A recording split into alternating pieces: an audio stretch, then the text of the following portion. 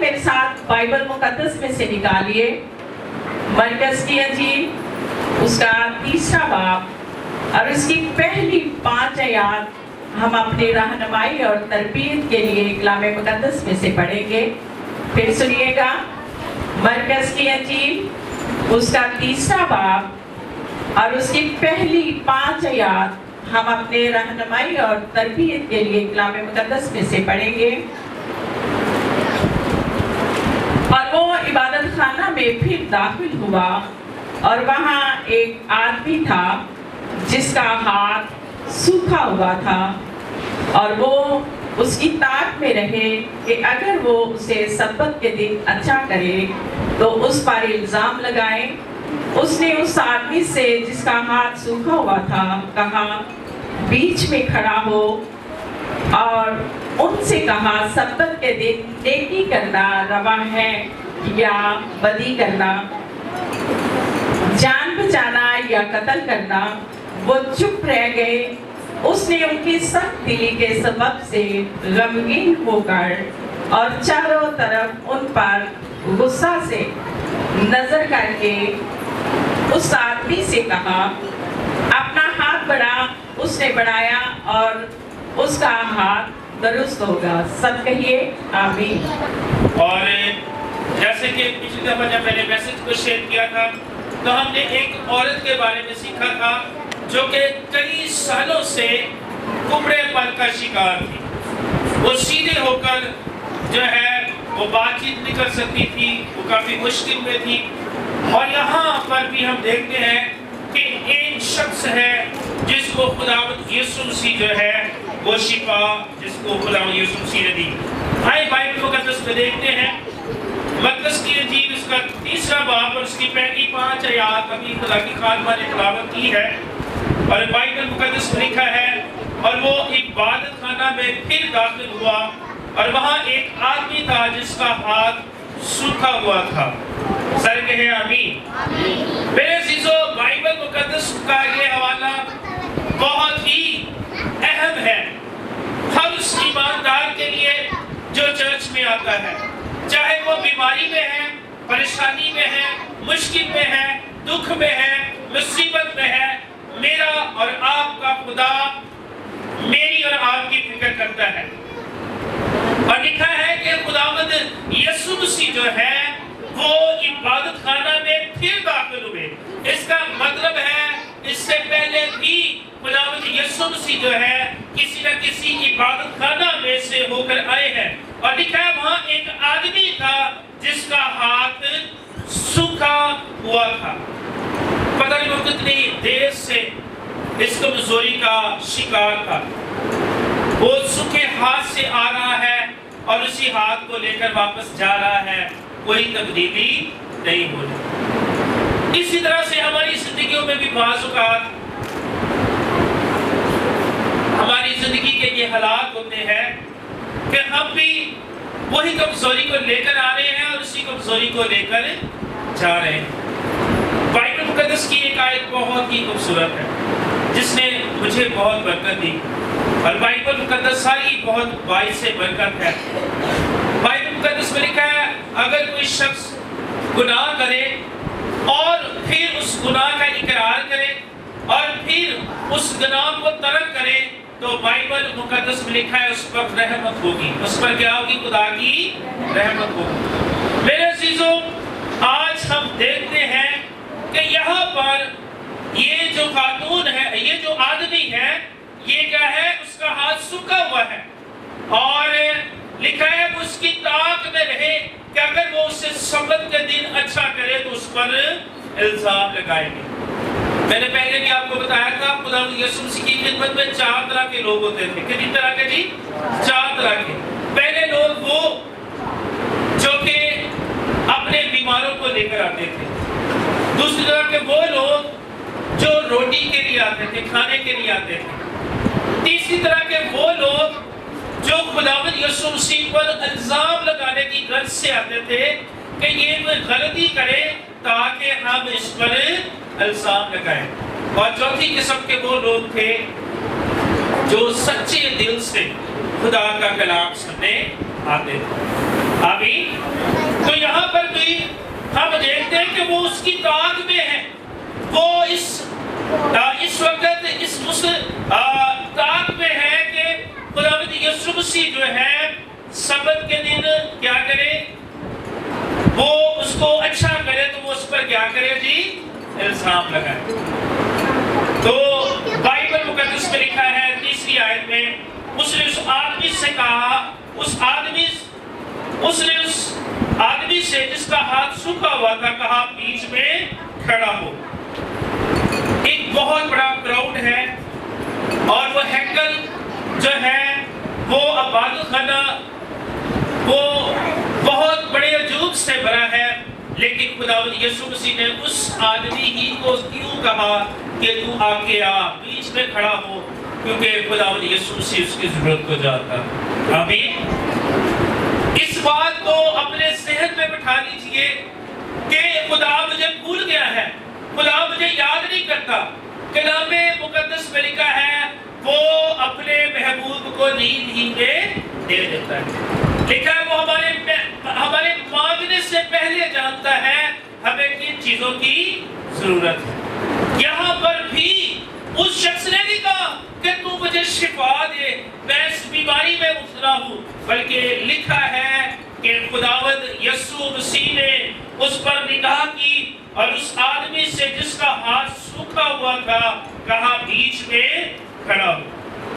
اب یہاں پر اس آدمی کو خداوند یسوع مسیح نے 2 بار جو ہے وہ کیا کہتے ہیں 2 بار پکارا ہے, کہ 2 بار اس سے ڈائیلاگ ہوا ہے. پہلی بار اس سے کہا بیچ میں کھڑا ہو, اور 4 آیت کو جب ہم شروع کرتے ہیں دیکھتے ہیں اس میں کیا لکھا ہے, اور ان سے کہا سبت کے دن نیکی کرنا روا ہے یا بدی کرنا, جان بچانا یا قتل کرنا. اب یہاں پر خداوند یسوع مسیح نے گفٹ آف ڈسرنمنٹ کو جو ہے وہ استعمال کیا ہے, پرکھنے کی روح کو. خداوند یسوع مسیح نے گفٹ آف ڈسرنمنٹ, اس کو انگلش میں کہتے ہیں, 9 روح القدس کی نعمتیں ہیں, ان میں سے ایک نعمت یہ بھی ہے روحوں کو پرکھنا, جانچنا. تو خداوند یسوع مسیح نے اس وقت اس سارے انوائرمنٹ کو جانچ لیا, اس سارے ماحول کو جانچ لیا کہ ان کے دلوں میں کیا ہے, ان کی سوچوں میں کیا ہے, ان کے خیالوں میں کیا ہے, کیا یہ مجھے قبول کر رہے ہیں کہ نہیں کر رہے. میرے عزیزو, خداوند یسوع مسیح نے ان کے دل کی حالت کو دیکھتے ہوئے وہ کیا کہا کہ آپ مجھے بتائیں کہ سبت کے دن نیکی کرنا روا ہے یا بدی کرنا, جان بچانا یا قتل کرنا. اور آگے کیا لکھا ہے, وہ چپ رہے. وہ کیا رہے جی, اونچی آواز سے کیا رہے جی, چپ رہے. کیوں؟ کیونکہ خداوند یسوع مسیح نے ان کو لاجواب کر دیا. ان کے پاس کوئی جواب نہ تھا کہ کیا کہے, کیونکہ میرے عزیزو خداوند یسوع مسیح جانتے تھے کہ وہ جو کر رہے ہیں وہ خدا باپ کے جلال کے لیے کر رہے ہیں. آمین. بعض اوقات ہم بھی ایسے حالات میں سے گزرتے ہیں, لوگ ہمیں بھی تانے دیتے ہیں, ہمیں بھی مختلف باتوں کو کر کے جو ہے پریشان کرنے کی کوشش کرتے ہیں. یہ بڑا پادری بن گیا ہے, یہ بڑی پرستارہ بن گئی ہے, یہ بڑی دعا کو بن گئی ہے. ایسی باتیں سننا ہمیں بھی جو ہے, ہمیں بہت ساری باتیں سننا پڑتی ہیں, لیکن میرے عزیزو کلام مقدس کے مطابق ہمیں اپنے اس منزل کو بھولنا نہیں ہے جو خدا نے ہمیں دی ہے. ہماری منزل کیا ہے, آسمان ہے, اور اس آسمان کی بادشاہی کا وارث بننا ہے. اس لیے میرے عزیزو یہاں پر بھی خداوند یسوع مسیح کو یہ الفاظ سننے پڑے. تو 5ویں آیت میں خداوند یسوع مسیح کا رد عمل دیکھیں کیا ہے. اس نے ان کی سخت دلی کے سبب سے غمگین ہو کر اور چاروں طرف ان پر غصہ سے نظر کر کے اس آدمی سے کہا اپنا ہاتھ بڑھا. اپنا ہاتھ کیا کر جی, اونچی بولے, اپنا ہاتھ کیا کر بڑھا. یہاں پر پھر ہم دیکھتے ہیں خداوند یسوع مسیح ان کی سخت دلی کو. اب ایک بات اور غور سے سن لیجیے, اگر آپ چرچ میں آتے ہیں اور صرف हालात व वाक़यात को देखते चले जाते हैं या सिर्फ रूटीन के रूटीन ही आ रहे हैं, कोई तब्दीली नहीं हो रही, इसका मतलब है आप कलाम को दिल से कबूल नहीं कर रहे। जब तक आप कलाम को दिल से कबूल नहीं करेंगे तब तक आपकी जिंदगी में मौजज़ा नहीं होगा। आमीन। तब तक आपकी जिंदगी में खुदा का कलाम असर नहीं करेगा। यहाँ पर लफ्ज बड़ा अहम लिखा गया है, लिखा है उसने उनकी सख्त दिली के सबब से गमगीन हुए यहाँ पर खुदा यसू से। और आज भी हम देखते हैं कि जिंदगियों में तब्दीली क्यों नहीं आ रही? सख्त दिली की वजह से। बहुत से लोग चर्च नहीं आ रहे सख्त दिली की वजह से। किसी का कोई नुकसान नहीं हो रहा, वो अपना नुकसान खुद कर रहे हैं और वो इब्लीस के मंसूबा को पूरा कर रहे हैं। क्यों? क्योंकि इब्लीस नहीं चाहता कि हम कलाम सुने, इब्लीस नहीं चाहता कि हम खुदा के कलाम की कुदरत को अपनी जिंदगी में लें। वो नहीं चाहता उस कुदरत के वसीला से मेरी और आपकी जिंदगी में मौजज़े हो। वो नहीं चाहता कि मेरी और आपकी जिंदगी में शिफा का काम हो। वो ये नहीं चाहता कि मेरी और आपकी जिंदगी में मौजज़ात हो, निशानात हो, गवाहियां आए, बड़े बड़े काम हो। वो इस वक्त होगा जब हम खुदावंद यीशु मसीह को अपनी जिंदगी देंगे। हालेलुया। और ये बहुत ही जरूरी है। और बाइबल मुकद्दस में हम देखते हैं कि खुदावंद यीशु मसीह ने जो है उनकी सब दिली को देखा और बड़ा गमगीन हुए। आज भी जब खुदा का कलाम सुनाया जाता है, जब जिंदगियों में खुदा का कलाम असर नहीं करता, तो इसका ये मतलब नहीं है कि खुदा के कलाम में कुदरत नहीं है।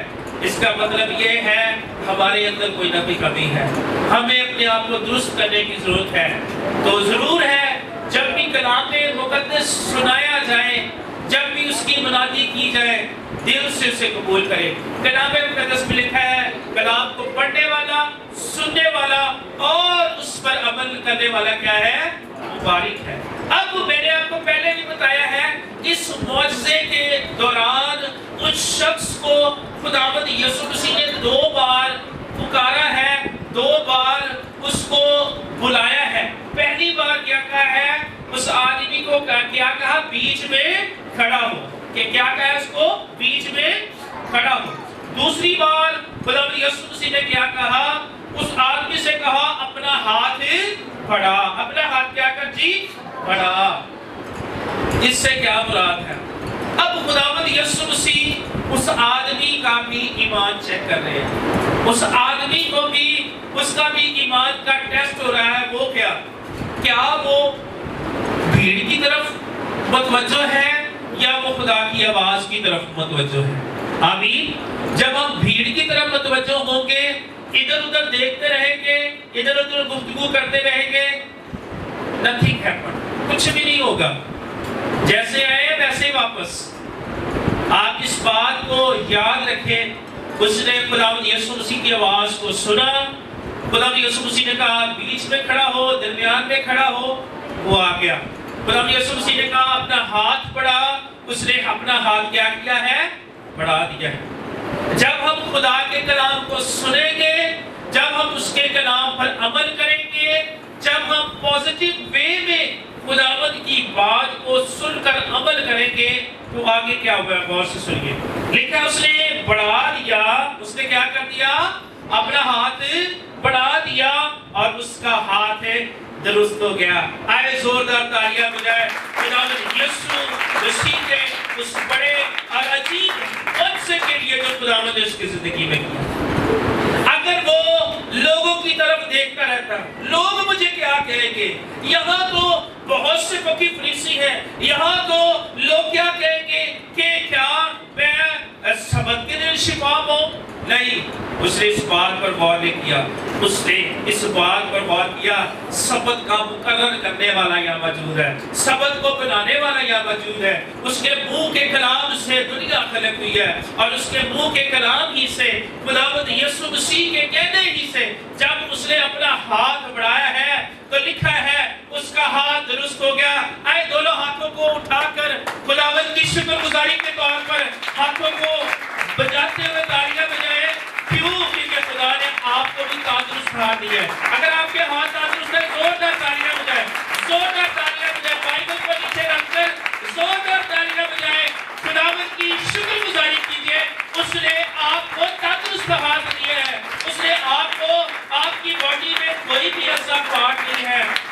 में जो कमजोरी है। हालेलुया। ये है खुदा की कुदरत। मैं अक्सर किसी भी माजूर को जब देखता हूँ फौरन मेरे मुंह से शुक्रगुजारी के अल्फाज में खुदावंद तेरा शुक्र है तूने आज हम सॉरी कल या परसों की बात है जब हम ओकाड़ा जा रहे थे। ओकाड़ा टूल प्लाजा पर एक आदमी खड़ा था जिसके दोनों बाजू नहीं थे, इधर से शोल्डर से दोनों बाजू नहीं थे। और मैं फौरी तौर पर मैं गाड़ी ड्राइव कर रहा था तो मैंने फौरी तौर पर खुदावंद की शुक्रगुजारी की। खुदावंद तेरा शुक्र है कि तूने मुझे दोनों हाथ दिए हैं। आमीन। और जब किसी के पाँव में जूते नहीं होते ना तो मैं फौरी कहता हूँ खुदावंद तेरा शुक्र है तूने मुझे अच्छे जूते दिए हैं। और हम कोशिश करते हैं फौरी उसकी हेल्प की जाए ताकि उसको जूते दिए जाए ताकि उसके पाँव नंगे ना रहे। सर्दी में गर्मी में उसके लिए जो है वो जूते मददगार। मेरे अजीजों अगर आपके पास है तो ज़रूर ऐसे लोगों की मदद भी किया करें जिनके पास पहनने को कपड़े नहीं है, जिनके पास खाने के लिए कुछ नहीं है। अक्सर हम क्या करते हैं अगर हम किसी होटल में भी खाना खाते हैं तो हम छोड़ के आ जाते हैं। नो, उस खाने के आपने पैसे पे किए हैं वो खाना आप लें और रास्ते में अगर कोई आपको भूखा नजर आए उसको खाना दे दें। अब हमारी भी ये रूटीन है, अगर खाना बचता है तो हम फौरी वो साथ लेते हैं और अगर किसी को जरूरत होती है हम खाना दे देते हैं। पानी में बोतल होती है या कोल्ड ड्रिंक होती है वो हम दे देते हैं। और आपका रवैया ये होना चाहिए। लिखा है खुदावंद यीशु मसीह तरस से भरे हुए, अगर जितने भी मौजज़ात हुए उसमें खुदावंद यीशु मसीह तरस से भरे हैं। तरस से मुराद है कि वो हमारे लिए फिक्रमंद है कि मेरे बेटे और बेटियां क्या है, किसी भी वो हमें इस मुश्किल में देख नहीं सकता। लिखा है शेर बब्बर का बच्चा तो भूखा और हाजतमंद हो सकता है लेकिन खुदावंद का तालिबगार किसी भी चीज का मोहताज ना हो। आमीन। तो हर एक मैं जब भी इस गीत को सुनता हूँ खुदा की सारी नेमता की बेकदरी ना कर। कभी भी हमें खुदा की किसी भी नेमत की बेकदरी नहीं करनी बल्कि उसकी कदर करनी है। खुदा ने अगर अच्छी आपको सेहत दी है खुदा की शुक्रगुजारी करें। अगर आपसे कोई जाने में गलती फौरन खुदा से तौबा की तलबगार हो। कलाम मुक़द्दस लिखा सादक अगर 60 से 70 बार भी गिरे तो खुदा से उठा खड़ा करने की कुदरत रखता है। और खुदावंद आपको भी दोबारा से सरबुलंद कर नेक्स्ट लेवल पर लेकर जाने की कुदरत रखता है। तो आज हमने क्या सीखा है?